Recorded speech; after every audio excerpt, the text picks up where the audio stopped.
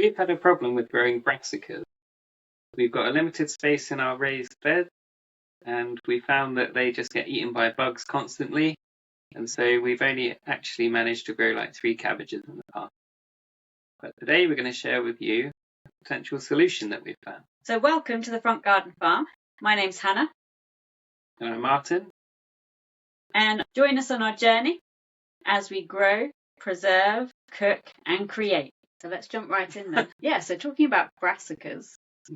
And yes, we've already... Okay, so in the past we've tried to grow cabbages, and we got like 3, but even those got kind of half eaten. And then we've tried to grow broccoli. Yeah, we've tried broccoli every year that we've lived here, haven't we, pretty much? Yeah, we haven't really ever... We've had like 1 dinner's worth, and that was it in several years. We tried cauliflower, and we didn't get any of that. We've tried kale in the past, which some of it got completely eaten by stuff. We've had a little bit of success with... Yeah, kale's been a little bit more successful, hasn't it? But it's difficult, I think, I keep remembering to harvest it. Yeah. That's one of the issues with that one.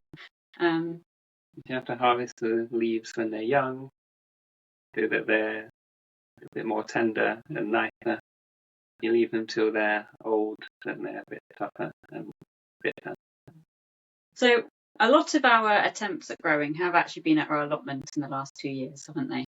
And we've given up the allotments because it was difficult to actually get there regularly enough, especially with the terrible weather we've had over the past year.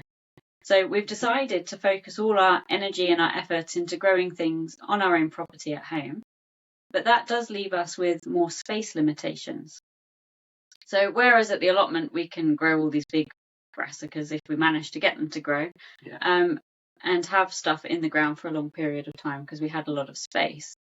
Moving everything back home, we're looking at getting the most out of our space as well as what's easy to grow. So things like a cabbage or more so things like the broccoli and the cauliflower.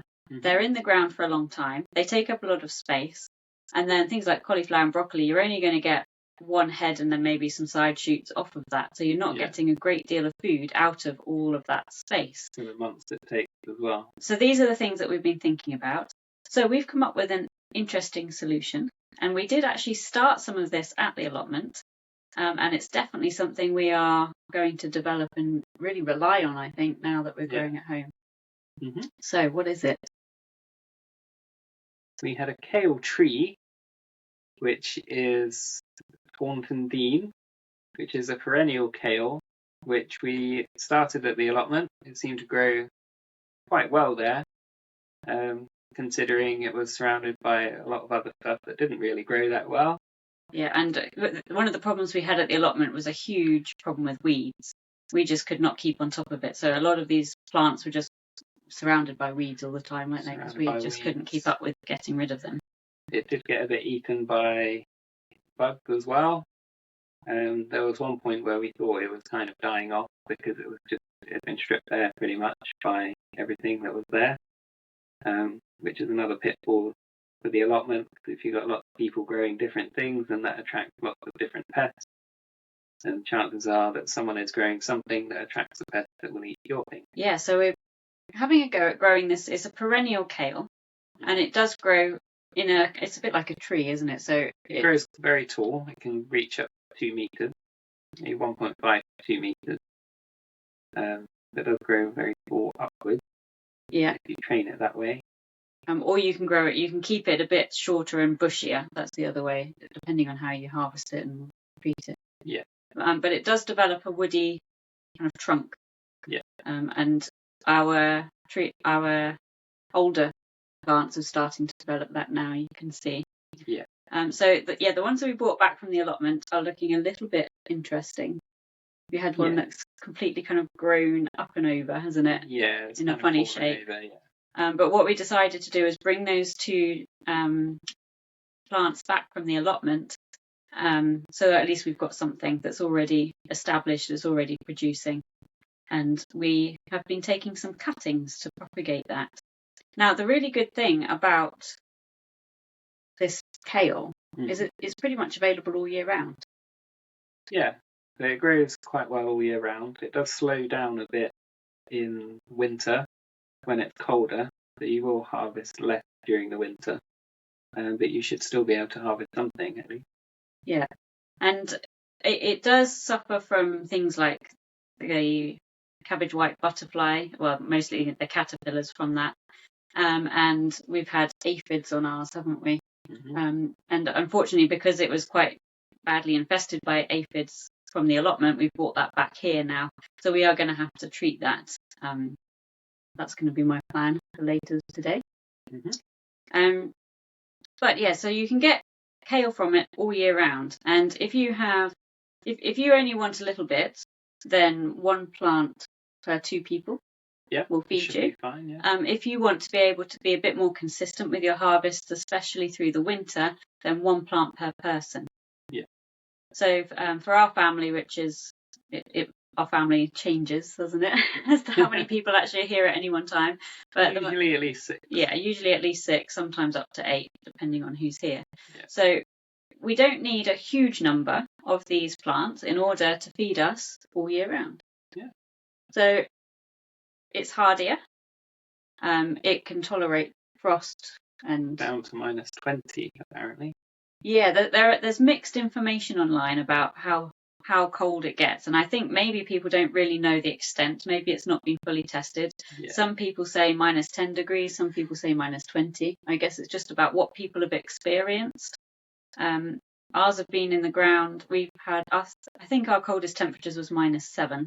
This is all centigrade, I should probably mention. Yeah, 7 Celsius, yeah. Yeah.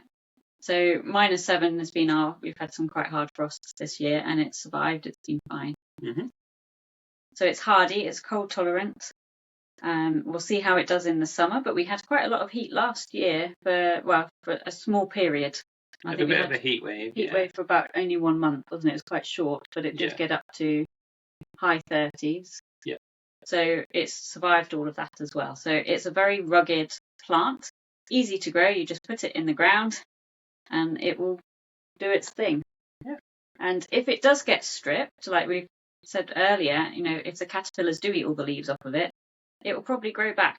Yeah. In fact, very, very likely to just come back again. So even if you're without produce for a short time, it will come back and carry on growing for you. So that's been our plan of action, is to go with perennials. Yeah. Especially for our kind of leafy green. Yeah. We will be doing lettuce in our veg beds, the cooking greens. We're trying to do a few. But the taste is a little different, isn't it, of these perennial vegetables? Yeah. Do you not remember? No. He doesn't remember eating them. Okay. But they're a little bit tougher. So we need to get used to cooking them because they do cook a little bit differently from the normal kale. So I think cooking for a bit longer, and the taste is almost like a cross between a kale and a cabbage with the Taunton Dean kale. So it is a little bit different. It's not quite your normal kale that you'd normally get from the supermarket or grow in your allotment as an annual plant. So that's why we also ordered a new plant, which we have put in today. And it's a cross between the curly kale, which is your annual plant, and a perennial kale as well. So it should, we're new to this, but in theory it should grow like a perennial kale, but have the taste of more of an annual kale that you would grow. So that's going to be our little project for this year. We've just bought 1 plant because these perennial kales are really easy to propagate. You can take stem cuttings from them and they grow really easily. So it's much cheaper. To start with 1 and then you can grow from there. Start with 1 and then multiply them. And it's a lot cheaper to do it that way. Because these plants cost between about £7 and £10, plus postage and packaging and all the rest of it, to actually acquire them, unless you've got a friend who will donate you one, but we don't, unfortunately, yet. So yeah, that seems to be the best way to go about it if you want to keep your costs down. And we're also having a go at some other perennial vegetables. We've just ordered Abington leek and wild garlic bulbs, so we'll be putting those in the ground this year. And we have a Caucasian spinach, which sat in our greenhouse for a long time, I have to confess, and we planted it out the autumn just gone. It is a plant that dies back completely over winter, which it has done. So we'll be looking in the spring to see whether hopefully that will come back and grow really nicely. We've actually got it now planted in our garden, and it will be climbing up a trellis on the wall. And I guess that's the last thing to talk about with these perennial vegetables, is not only are they a little bit easier to grow perhaps because you just plant them once and they keep giving you produce certainly for many years, but they can also be really useful in growing in your normal garden borders. So that's another big reason that we've chosen to do the perennial vegetables, is that, as we said already, our space we've got for growing annual vegetables in our raised bed is pretty limited. So we've been looking at filling our normal garden borders with edible plants. So things that can kind of provide a bit of structure, things perhaps that might look hopefully will look nice as well. But these perennial plants can work quite well with that because you've got something in the ground all year round.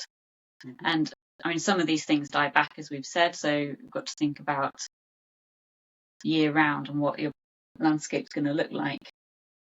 Different things growing at different times, but it's a little bit easier perhaps than having to plan an annual plant that you've got to keep your borders filled with different things so that your garden stays looking nice. Well, we hope we've encouraged you to think about whether you could grow brassicas yourself in a small garden space, because it is possible. Yeah, and perennials might be the way to go. So especially if you haven't heard of these plants before, perhaps put in a bit of a search in the internet. There are a number of small growers now who are starting to pop up. I mean, last year when we started looking at this, I could only find one or two, and there are a few more now. So there are an increasing number of people who are selling either cuttings or seeds and things for these various plants. So it might be worth a look, an investigation, see what would work in your area and in your space. So until next time, happy growing.